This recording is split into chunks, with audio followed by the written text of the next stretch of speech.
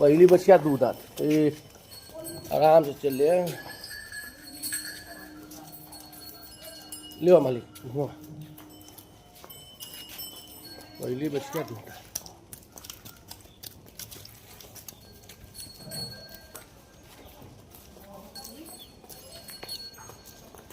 बेचा